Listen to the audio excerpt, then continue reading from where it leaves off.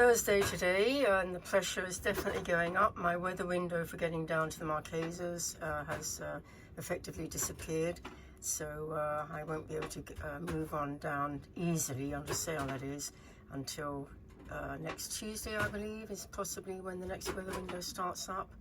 And we've changed to, as well as the pressure going up, we've also changed the wind direction, which is now clearly coming from the south.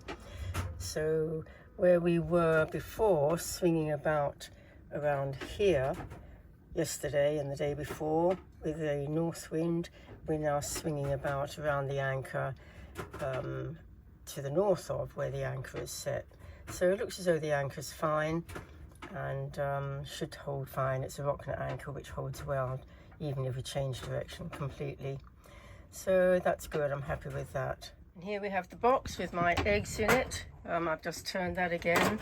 Every day I turn that and they should last for months, which is just as well, seeing as my fridge is definitely having trouble keeping the temperature down to where it needs to be.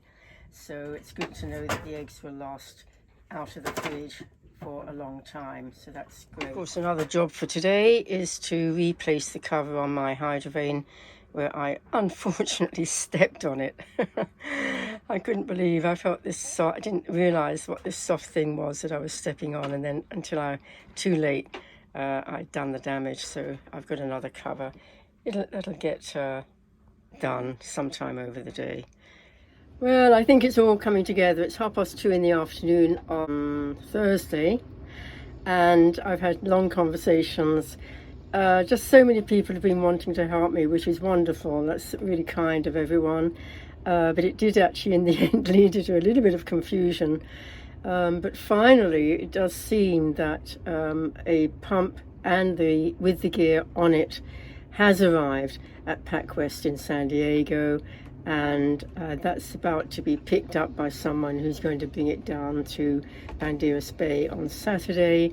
So it does look finally, very much after a lot of confusion this morning, it does look as though everything will be working out fine come the weekend. And I've still got the I really can't thank people enough for their concern and their efforts on my behalf. That's amazing. Andy Barrow, Brian Ortiz, PacWest, Elias at PacWest seems to be being really kind as well. So and to my friend Gary as well in San Diego. What a lot of people are trying to help me. Anyway, so here I am. It's a bright sunny day again.